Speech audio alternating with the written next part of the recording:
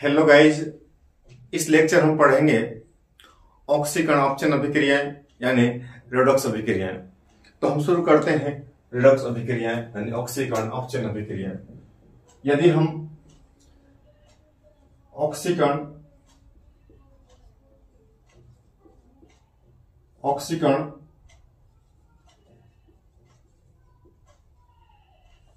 अपचयन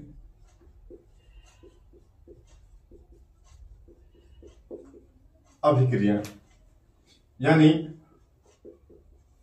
oxidation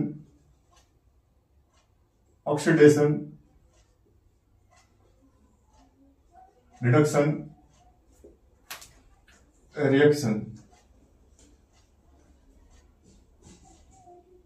reactions यानी इसका जो अन्य नाम जो होगा इसे हम कहते हैं रेडॉक्स अभिक्रिया। Redox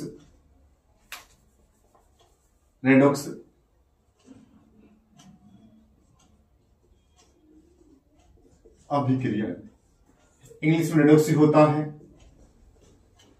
redox reactions. यदि हम रेडॉक्स की परिभाषा की बात करें तो इसे हम इस प्रकार प्रयोग करेंगे। वे रासायनिक अभिक्रियाएं जिनमें ऑक्सीकरण तथा अपचयन अभिक्रियाएं दोनों साथ साथ संपन्न होती हैं। यानी साथियों क्या होगा, एक अभिक्रिया के अंदर ऑक्सीकरण भी होगा और अपचयन भी होगा, ये दोनों साथ साथ होते हैं, तो इसे हम कहते हैं रेडॉक्स अभिक्रिया, ऑक्सीकरण अपचयन अभिक्रिया या रेडॉक्स अभिक्रिया। इसकी जो परिभाषा है हम दो परिभाषा लिखेंगे। कौन कौन लिखेंगे?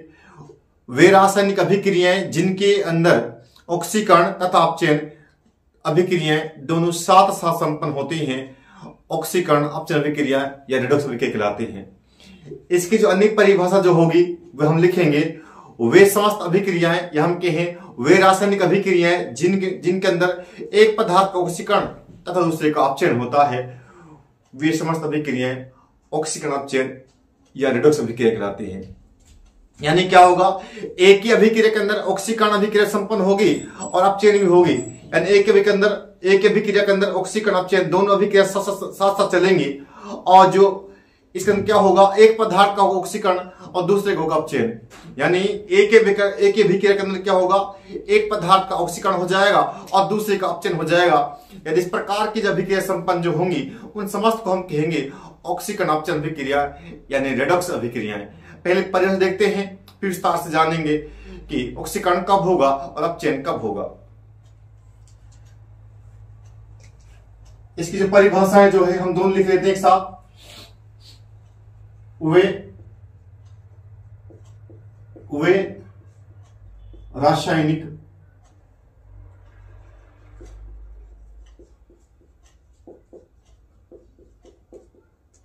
अभिक्रियाएं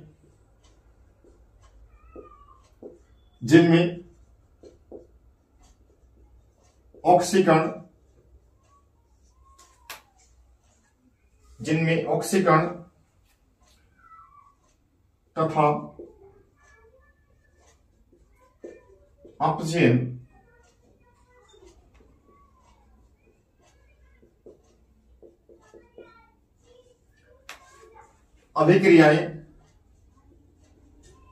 अभिक्रियाएं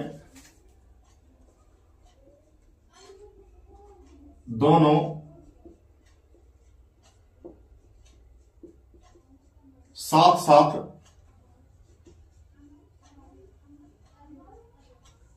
संपन्न होती हैं।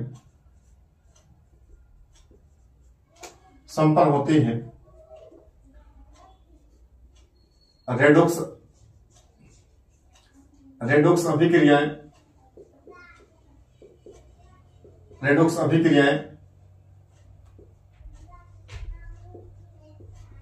कहलाती हैं। इसकी सेकंड जो परिभाषा हम लिखेंगे वे रासायनिक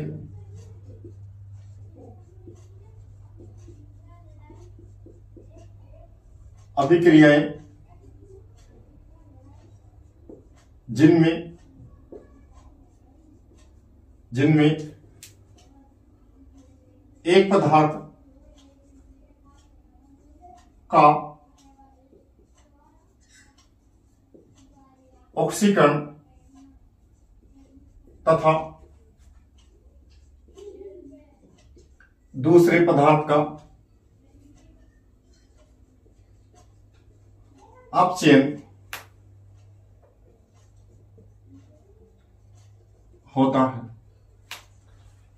होता है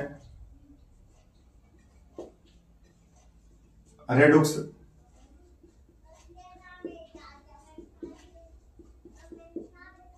अभिक्रियाएं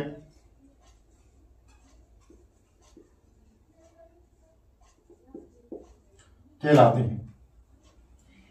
यानी जिन अभिक्रियाओं में एक पदार्थ का ऑक्सीकरण दूसरे का होगा अपचयन, ये हम कह सकते हैं जिन अभिक्रियाओं में ऑक्सीकरण और अपचयन दोनों अभिक्रियाएं दोनों साथ साथ चलेंगी, उन्हें हम कहेंगे ऑक्सीकरण अपचयन अभिक्रिया या रेडॉक्स अभिक्रिया। जैसे मैं एग्जांपल देखता हूं, बहुत सारे एग्जांपल हम देखेंगे। जैसे में एग्जांपल फर्स्ट हम लेते हैं, इसके बहुत सारे एग्जांपल हम पढ़ेंगे। जैसे एग्जांपल फर्स्ट हम लेते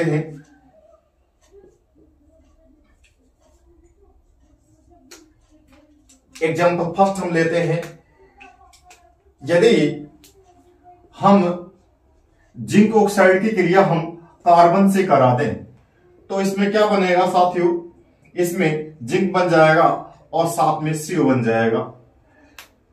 अब हम जानते हैं जो यदि किसी अभिक्रिया के अंदर वे देखिए ऑक्सीकरण में क्या होगा, ऑक्सीजन का योग होगा और अपचयन में क्या होगा, ऑक्सीजन कमी होगी। यानी इससे पहले हमने ऑक्सीकरण और अपचयन को विस्तार से पढ़ा, उसमें मैंने आपको बताया था ऑक्सीजन की वृद्धि होना यानी ऑक्सीजन का जुड़ना, ऑक्सीजन का वृद्धि होना और वृद्धि होना कहलाता है ऑक्सीकरण और ऑक्सीजन की कमी होना यह कहलाता है अपचयन।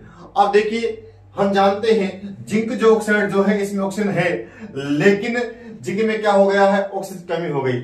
ऑक्सीजन की जो कमी होती है उसे हम कहते हैं अपचयन। यदि किसी अभिक्रिया के अंदर ऑक्सीजन कमी हो रही है, यदि किसी पदार्थ में ऑक्सीजन कमी हो रही है तो उसका हो रहा है अपचयन। देखिए इसमें जिंक ऑक्साइड ऑक्सीजन है, लेकिन यहाँ क्या हो गई, ऑक्सीजन कमी हो गई। ऑक्सीजन जो कमी होती है उसे हम कहते हैं अपचयन। यानी ऑक्सीजन का कम होना, ऑक्सीजन की कमी होना ये कहलाता है अपचयन। तो क्या हो रहा है, जो जिंक ऑक्साइड जो है, जिंक ऑक्साइड का जिंक में हो रहा है अपचयन। यदि हम कार्बन की बात करते हैं, कार्बन ऑक्सीजन नहीं है, लेकिन इधर देखते हैं हम क्या हो गया है, यह ऑक्सीजन जुड़ गया है यानी ऑक्सीजन की हो गई है कार्बन वृद्धि, यानी कार्बन में हो गई ऑक्सीजन की वृद्धि। ऑक्सीजन की जो वृद्धि होती है उसे हम कहते हैं ऑक्सीकरण। यानी हम ये कह सकते हैं कार्बन मोनोऑक्साइड हो रहा है ऑक्सीकरण और जिंक ऑक्साइड का और जिंक में हो रहा है अपचयन। यदि मैं अन्य एग्जांपल की बात करता हूं तो इसका अन्य एग्जांपल हम और लेते हैं। जैसे बात करता हूं MgO।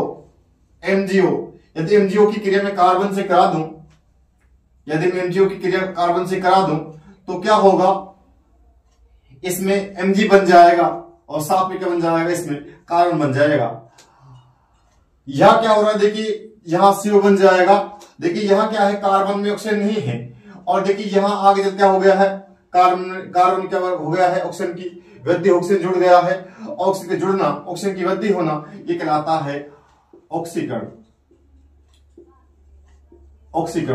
जबकि यहां देखते हैं हम, देखिए मैग्नीशियम ऑक्साइड के अंदर ऑक्सीजन था, लेकिन यहां क्या हो गया है, ऑक्सीजन की कमी हो गई है।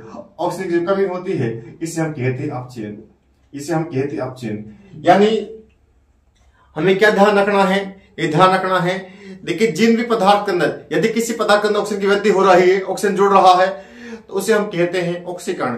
यदि ऑक्सीजन की हो रही है कमी तो उसे हम कहते हैं अपचयन। दोनों अभिक्रिया में क्या हो रहा है, देखिए जो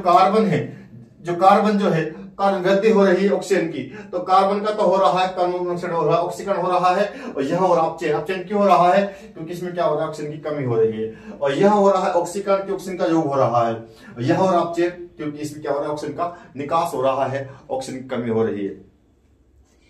यदि हम अन्य एग्जाम्पल की बात करते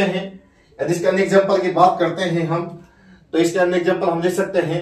यदि हम जिंक की क्रिया अन्य की बात करते हैं, यदि हम जिंक की क्रिया जो है यदि हम कॉपर सल्फेट से करा दें तो हमारे पास क्या बन जाएगा, हमारे पास बन जाएगा ZnSO4 बन जाएगा, और साथ में क्या होगा, इसमें जो कॉपर है बाहर निकल जाएगा। साथियों हम जानते हैं देखिए जिंक जो है, जिंक अकेला है, इसके पास ऑक्सीजन नहीं है, लेकिन आगे चल के क्या हो रहा है, अभिक्रिया के अंदर इसमें ऑक्सीजन जुड़ रहा है, इसमें ऑक्सीजन जुड़ गया है। ऑक्सीजन का जुड़ना क्या कहलाता है, ये कहलाता है ऑक्सीकरण, यानी ऑक्सीजन का योग जो होता है उसे हम कहते हैं ऑक्सीकरण।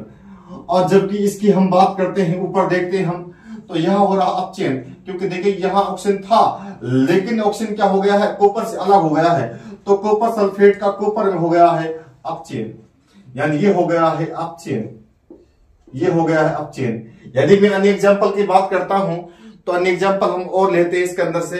अन्य एग्जांपल जिसे मैं बात करता हूं, अन्य एग्जांपल जो है फोर्थ एग्जांपल हम लेते हैं। देखिए हमारे पास फेरसो-फेरिक ऑक्साइड जो है यानी Fe2 हमारे पास जो है यानी Fe2O3 है, यानी फेरिक ऑक्साइड है। यदि फेरिक ऑक्साइड की क्रिया में करा दूं CO के साथ यानी कार्बन मोनोऑक्साइड साथ करा दूं, देखिए ये फेरिक ऑक्साइड जो है Fe2O3 जो है फेरिक ऑक्साइड, इसी क्रिया में करा रहा हूं कार्बन मोनोऑक्साइड के साथ। यदि मैं इसी क्रिया कार्बन मोनोऑक्साइड से कराऊंगा तो क्या होगा, इस अभिक्रिया के अंदर क्या होगा, Fe जो है आयरन जो है लोहा जो है अलग हो जाएगा, और साथ में क्या बन जाएगा, CO2 बन जाएगा। अब हम देखते हैं, देखिए यहाँ ऑक्सीजन था, इन फेरिक ऑक्साइड का ऑक्सीजन था, लेकिन यहाँ क्या हो गई, ऑक्सीजन की कमी हो गई है, और जो कमी होती है ऑक्सीजन की उससे हम कहते हैं अपचयन, यानी ऑक्सीजन की कमी होना कहलाता है अपचयन। यानी फेरिक ऑक्साइड में से ऑक्सीजन कम हो गया है, ऑक्सीजन कमी जो होता है उसे हम कहते हैं अपचयन। जबकि यहाँ बात करते हैं, यहाँ देखिए जो है इसमें CO में एक ऑक्सीजन था, लेकिन वह कितने हो गए हैं, वह हो गए हैं 2, यानी क्या हो गई है, ऑक्सीजन की वृद्धि हो गई है। यह ऑक्सीजन एक ही था लेकिन वहां कितने CO2 कितने हो गए, ऑक्सीजन 2 हो गए हैं। ऑक्सीजन की जो वृद्धि होती है उसे हम कहते हैं ऑक्सीकरण, यानी हम ये कह सकते हैं ऑक्सीजन की वृद्धि ऑक्सीकरण, ऑक्सीजन कमी कहलाता है अपचयन। साथ ही इस प्रकार से हमने यदि अन्य एग्जाम्पल हम देखते हैं, इसके अंदर एक एग्जाम्पल और देख लेते हैं। देखिए Cu जो है, Cu यदि इसकी क्रिया हम जल से करा दें, जल से करा देंगे तो देखिए क्या बन जाएगा, यहां जो है इस अभिक्रिया के अंदर क्या हो जाएगा, CuO यानी कॉपर ऑक्साइड बन जाएगा, और साथ में क्या होगा, इस अभिक्रिया के अंदर साथ में क्या होगा, H2 बाहर निकल जाएगा। साथ ही यहाँ देखिए कॉपर जो है, कॉपर ऑक्सीजन नहीं है, और यहाँ क्या हो गया, ऑक्सीजन जुड़ गया है, यानी कॉपर में ऑक्सीजन का योग हो गया है, और देखिए यानी कॉपर ऑक्साइड हो गया है ऑक्सीकरण। कॉपर का कॉपर ऑक्साइड में क्या हो गया है, ऑक्सीकरण हो गया है, यानी कॉपर ऑक्सीजन की वृद्धि हो गई है, और वृद्धि जो होना जो ऑक्सीजन जो वृद्धि होता है उसे हम कहते हैं ऑक्सीकरण। जबकि यहाँ हम देखते हैं H2O में ऑक्सीजन था, H2 ऑक्सीजन था, लेकिन यहाँ इसमें ऑक्सीजन नहीं है, यानी H2 में से क्या हो गया ऑक्सीजन, यानी यहाँ देखिए H2 के साथ ऑक्सीजन जुड़ा हुआ था, लेकिन यहाँ क्या हो गया, यानी O2 की कमी हो गई है, यानी जल में से क्या हो गया है, ऑक्सीजन बाहर निकल गया है, यानी ऑक्सीजन O बाहर निकल गया है, यानी H2O में ऑक्सीजन कमी हो गई है, और जो ऑक्सीजन कमी जो होती है उसे हम कहते हैं अपचयन। यानी हम कह सकते हैं जल का जो है अपचयन हो गया है H2 में। साथ ही इस प्रकार से हमने ऑक्सीकरण अपचयन अभिक्रिया, रेडॉक्स अभिक्रिया के एग्जाम्पल देखे, एक बार हम दोबारा देखते हैं। यानी वे समस्त अभिक्रियाएं जिनके अंदर यह हम कहें वे रासायनिक अभिक्रिया जिनके अंदर क्या होता है, ऑक्सीकरण भी हो अपचयन भी हो, दोनों अभिक्रियाएं एक अभिक्रिया में संपन्न हो जाए तो उसे हम कहते हैं ऑक्सीकरण अपचयन रेडॉक्स अभिक्रियाएं। यह हम कह सकते हैं वे रासायनिक अभिक्रिया जिनमें क्या होता है, एक पदार्थ का ऑक्सीकरण होता है और दूसरे का अपचयन होता है, यानी एक अभिक्रिया के अंदर एक पदार्थ का अपचयन हो और दूसरे का ऑक्सीकरण हो तो उसे हम कहते हैं रेडॉक्स अभिक्रिया, ऑक्सीकरण अपचयन अभिक्रिया। देखिए जैसे कि मैं बात करता हूं, देखिए कॉपर जो है इसको ऑक्सीजन नहीं है, लेकिन यहाँ क्या हो गया, ऑक्सीजन जुड़ गया है। और देखिए क्या हो गया, कॉपर क्षरण क्या हो गया, ऑक्सीकरण हो गया है। यानी इसमें क्या हो रहा है, ऑक्सीकरण अभिक्रिया संपन्न हो रही है। और जबकि हम देखते हैं तो देखिए यहाँ H2O में ऑक्सीजन था, लेकिन ऑक्सीजन की देखो यहाँ कमी हो गई है। ऑक्सीजन कमी जो होता है उसी को हम कहते हैं अपचयन। देखिए एक पदार्थ का हो रहा है अपचयन, दूसरा ऑक्सीकरण। देखिए Cu का कॉपर क्षरण हो रहा है ऑक्सीकरण, और जल का हो रहा है, जल का H2O का H2O में हो रहा है अपचयन। यानी एक अभिक्रिया में एक पदार्थ अपचयन हो रहा है, दूसरे का हो रहा है ऑक्सीकरण। यदि ऐसा होता है तो उसे हम कहते हैं रेडॉक्स अभिक्रिया। क्या लर्नर, इस प्रकार हमने अब रेडॉक्स अभिक्रिया को देखा। इसी प्रकार हम आपके लिए बहुत ही अच्छे लेक्चर्स लाते रहेंगे। प्लीज हमारे चैनल को सब्सक्राइब कर लें, और जिन मित्रों को, जिन साथियों को, जिन आपके सहयोगियों को यानी लेक्चर की जरूरत है, उन तक लेक्चर्स को शेयर कर दें ताकि वे भी इनका लाभ ले सकें। और आप इस प्रकार हमारे लेक्चर को देखते रहें, एंजॉय करते रहें। Thank you.